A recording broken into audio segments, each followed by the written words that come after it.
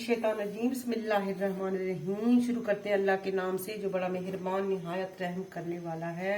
तो जी बिस्मिल्लाह करते हैं, बनाते हैं जी। आज हम काले चने बनाएंगे और वो भी ग्रेवी वाले बनाएंगे, शोरे वाले, ठीक है।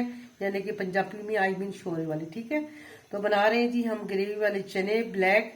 तो यहाँ पे मैंने कुकिंग ऑयल जो है वो डाल दिया है प्यारी सी कढ़ाई में, तकरीबन अंदाजन हाफ कप हमने डाल दिया है इसमें। तो कुकिंग ऑयल कश्मीर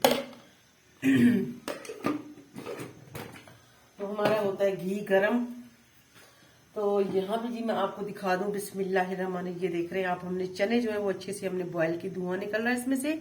ये है जी ब्लैक चने, और यहाँ पे मैं आपको दिखा दूं तो ये दिखाऊं आपको कि ये देखिए बिल्कुल गल चुके हैं अल्हम्दुलिल्लाह।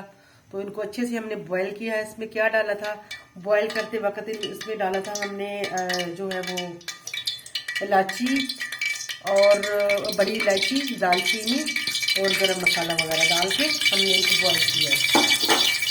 ले जी यहाँ पे हमने प्याज जो है वो कट कर दी है, डालते हैं इसमें बिस्मिल्लाहिर्रहमानिर्रहीम। प्याज जोर शोर से गर्म हो गया था ये हमारा। Turmeric powder half tea spoon,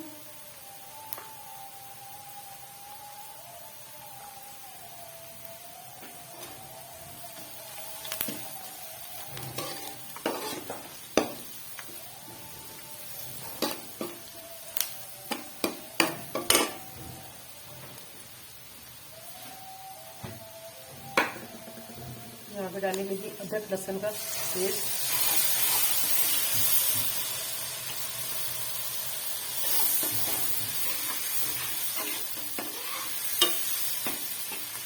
इसमें हमने हरी मिर्चें वो भी ग्राइंड कर दिया था। हरी मिर्चें हैं, अदरक है, लहसुन है, इसको हमने ग्राइंड करके इसमें डाल दिया। ओके,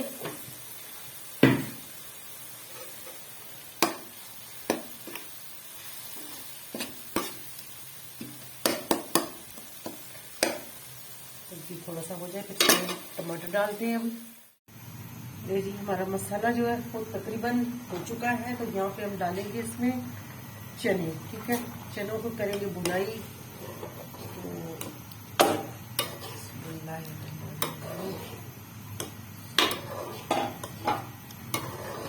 इसको भूनते अच्छी तरह भुन के फिर इन्हों दे विच पानी पावांगे। तो फिर इंशाल्लाह इन्हों का बनावांगे ग्रेवी। ये तुसी ना पंजाब दे पंजाबी चने भी कह सकते हो, तो इन्होंने तुसी काले चने भी, क्योंकि ये हमारे कराची में जो है बहुत कम लोग बनाते हैं। इवन के सिंध, कराची, बलूचिस्तान जो है ना वो इस चनों को ज्यादा नहीं खाते। वो वाइट चने हैं वही ज्यादा इस्तेमाल करते हैं। ये काले चने जो है हमारे पंजाब में ज्यादा पकाई जाते हैं और ये इसको पसंद भी करते हैं, ठीक है।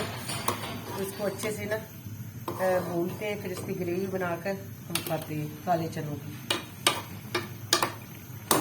माशाल्लाह जी चने जो है हमारे अच्छे से भून गए। ये देखिए हमने यहाँ से आधा किलो हमारे चने थे, तो आधा किलो में से हमने एक पाव जो है उस पर रहने दिया। ये भून के हमने निकाल दिया है। इसका बनाएंगे हम पुलाव, मजेदार पुलाव बनाएंगे इंशाल्लाह, वो भी आपसे शेयर करेंगे। तो यहाँ पे जी हमारे जो है चने जो है वो हो चुके हैं रेडी, भूने चुके हैं, अच्छे से भून लिए हमने। अब इसमें हम डालेंगे पानी, ठीक है।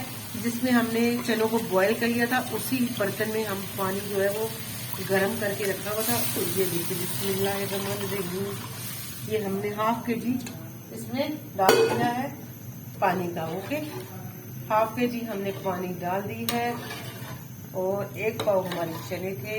अब ये पकेंगे इंशाल्लाह, ये ग्रेवी जो है वो बन जाएगा गाढ़ी। ओके, तो फिर आपसे शेयर करेंगे। बहुत ही अच्छे बनते हैं, बहुत ही जबरदस्त बनते हैं। ये हमारे कराची वाले और सिंध वालों को चाहिए वो भी खा लिया करें। बहुत ताकतवर भी होते हैं, बहुत ही मजे के और टेस्टी बनते हैं। इसकी पुलाव भी अच्छी बनती है और इसके सालन भी बहुत ही अच्छा बनता है। यहाँ पे हम थोड़ा सा जो है वो डालेंगे इसमें धनिया।